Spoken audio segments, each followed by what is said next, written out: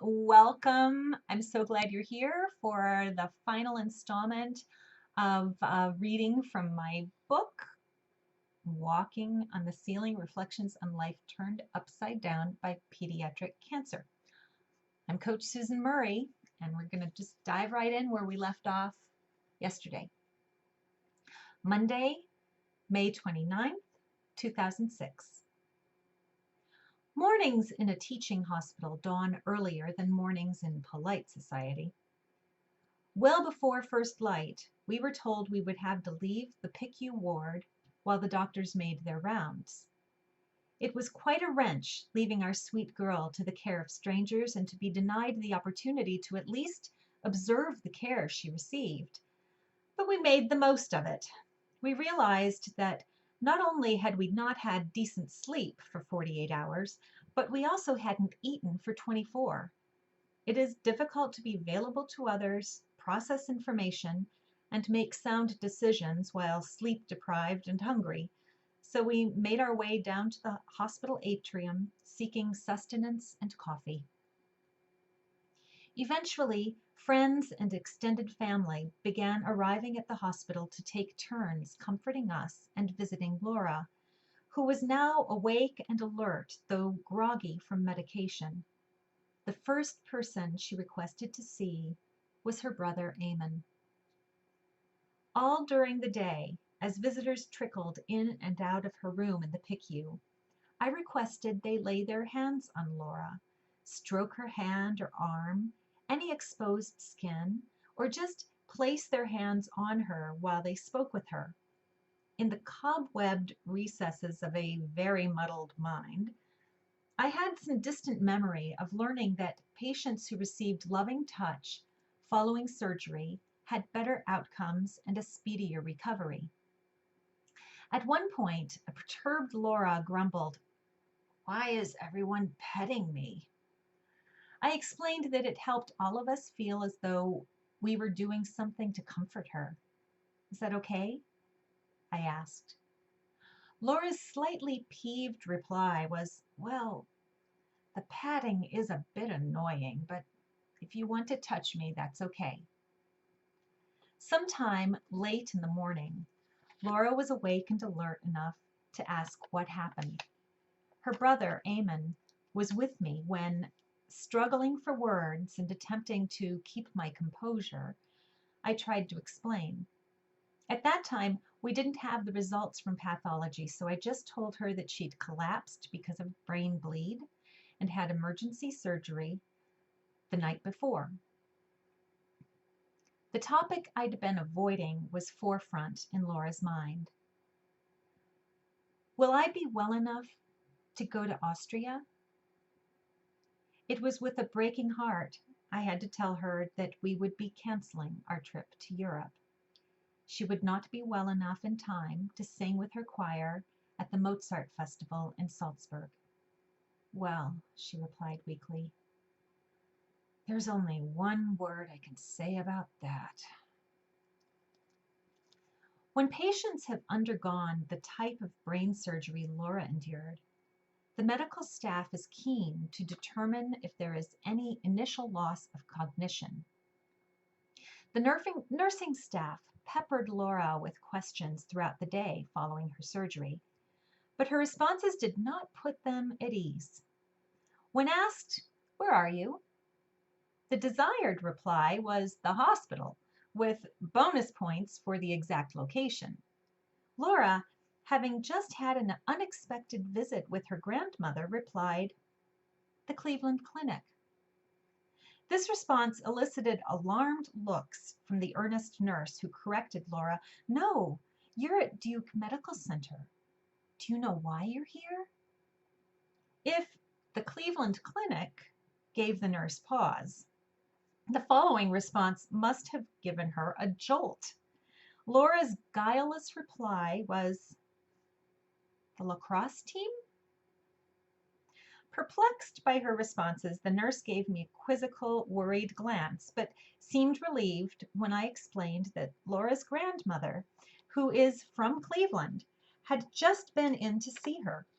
Laura must have surmised that if Nana were here in the same hospital, that hospital must be the renowned Cleveland Clinic. As for the lacrosse response, the 2005-2006 Duke lacrosse team scandal had recently received considerable coverage on our local NPR station, a ubiquitous presence in the Murray abode. Laura's responses made perfect sense to me and indicated that her memories and cognition at this point were intact. There was little sign of brain damage as a result of the surgery or brain bleed. Aside from the personal comfort and support I received from having my mother with me during such a harrowing experience, she offered valuable information regarding family and medical history. For example, I was unaware that there is a family history of morphine allergy. My paternal grandfather and uncle and my sister each suffered anaphylaxis when given morphine. With this knowledge, we declined morphine for Laura's pain. Weeks later, I would learn that morphine, as well as other opioids when used in conjunction with cancer surgery, likely causes proliferation of cancer cells. How grateful I was that we declined that common painkiller. And I'm going to see what, there we go. I'm jumping ahead.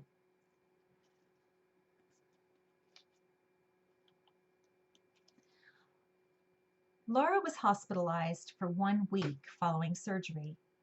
After receiving her official diagnosis, we were faced with the task of telling her younger brothers, explaining with honesty and sensitivity the seriousness of this cancer called medulloblastoma. My mother stayed with Laura at the hospital Friday afternoon so that Dennis and I could have a long chat with Eamon in private. Needing a break from hospitals and enclosed spaces, I suggested we go to a familiar park with walking trails and a serene, duck-inhabited lake. The weather was unseasonably cool for early June in North Carolina, a welcome respite from the typical muggy, sweltering summers we'd grown accustomed to. Sitting on a grassy embankment with no other humans in sight, the three of us watched the ducks paddle across the water and took a bit of time to just be before Dennis hit off the conversation. The reason Laura collapsed and the reason for the brain bleed was because there was a cancerous tumor growing inside the fourth ventricle of her brain. Right back here, Dennis said, as he softly touched the back of Eamon's head near the base of his skull. The tumor is completely gone. The surgeon removed all of it, but the kind of cancer he found is very aggressive. They say it can come back and spread quickly if she doesn't have chemotherapy and radiation. Those treatments will make her very, very ill. She's going to be going through these treatments and staying in the hospital quite a bit over the next several months. Dennis paused for Eamon to ask a question. Is she going to die? Dennis gently replied, I won't lie to you. Many children diagnosed with medulloblastoma do die from this cancer. It is a very serious disease, but we have every reason to expect that she will make a full and complete recovery, and that is what will help all of us get through this together. We shared tears, hugs, and promises to do all we could to keep his life as normal as possible during this most abnormal time. Disclosing Laura's diagnosis to her youngest brother, Liam, elicited a different, albeit entirely age-appropriate response. Am I going to get brain cancer too? It is times like these I wish I'd taken my college drama classes more seriously. For me to remain calm and composed while witnessing the agony of my children required street-worthy acting chops. I observed an intriguing and rather disturbing phenomenon occur when we shared Laura's diagnosis with a broader audience. There is a tendency to awfulize such a diagnosis, calling it a tragedy. I found myself correcting people by saying, no, if she'd died as a result of the brain bleed or surgery, then we could call it a tragedy. In the meantime, yes, it's certainly a crisis, but she and we will get through this. Related to this phenomenon was the insistence of some to undermine my optimism by warning me to not have false hope. I recall vociferously replying, hope is hope is hope. By definition, hope is optimistic and expectant. There is nothing false about it. To this day, I am certain that one of the reasons our daughter enjoyed such a great outcome was our and her relentlessly positive attitude. Whether it was intentional on Laura's part or just by virtue of her being a strong-willed teenager, Laura never identified as a cancer victim. In fact, we never referred to her as having cancer, but rather that she was being treated for cancer, since once the tumor was gone, as far as we were concerned, so was the cancer. During this initial hospital stay, we were introduced to a very young patient who was completing her final round of the same treatment Laura would be tackling. Her family graciously allowed us to spend some time with them and their daughter and answered some of our many questions. We were just beginning our odyssey. They were on the tail end of theirs. By the time we met this once curly-haired, blue-eyed spitfire of a 4-year-old, she was mostly bald, save a few sad, wispy strands that clung tenaciously to her scalp. We noted the incision scar on the back of her head, now healed into slightly raised, pearly pink stitch marks. Laura's incision was still under bandages. I would have to battle years of squeamishness before I could muster the courage to look at it. Now frail and bearing a grayish cast, this child was no longer walking or speaking. Her daddy wheeled her in one of the many plastic wagons in the ward, her tiny body slumped against a pillow and surrounded by stuffed animals, an ever-present bedpan by her side. She was hooked to an IV, which, after having spent a week at the hospital, was the one odd thing we'd become accustomed to. It's a jarring, uncomfortable feeling seeing for the first time a child sickened by chemotherapy, and the first dozen times. Their bodies are so altered by the toxic drugs that they look almost alien. Smooth heads, frail bodies, tubes emerging from noses, arms, and chests. Depending on the cancer and the drugs used, sometimes the opposite occurs. Some children grow a blanket of dark hair all over their bodies, which become bloated and swollen. They look so much alike, you'd think they were all siblings. It's good to feel uneasy about these images. I started to worry when, after the first 5 months, I became numb to this sight. Chemo-sickened children became the norm, not the exception. That realization gave me a better understanding of the conundrum faced by pediatric oncologists.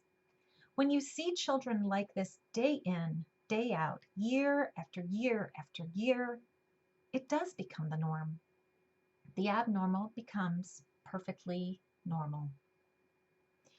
We were grateful to have met this child and her family.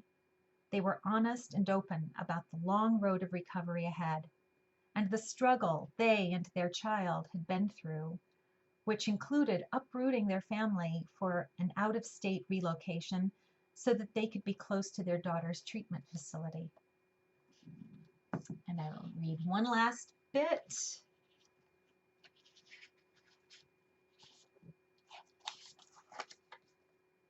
This is titled Family Blog Post, Monday, June 12th, 2006, 10:03 p.m. Dear loved ones, Thank you for your continued prayers and the abundance of love you are showering on our family. We have entered our third week in the fight against a cancer called medulloblastoma. Laura is 2 weeks post-op and continues to regain herself. The double vision is completely gone. She is eating like a trencherman and enjoying exotic juice concoctions made by her nana. She's begun knitting again and reading a little. She has blurriness in the right eye, which still makes those tasks difficult, but she's also singing again. Laura is still experiencing numbness in her upper right thigh, as well as weakness and tremors in her right arm and hand. We understand these are residual effects from surgery, and we anticipate they will eventually clear. The numbness in her leg causes her to walk with slow, elegant deliberation, but she is walking completely unassisted and even climbing stairs. She still fatigues easily and has some occasional lapses in verbal expression, not finding words as easily accessible as before. She keeps reminding us, gee, I just had brain surgery, you know.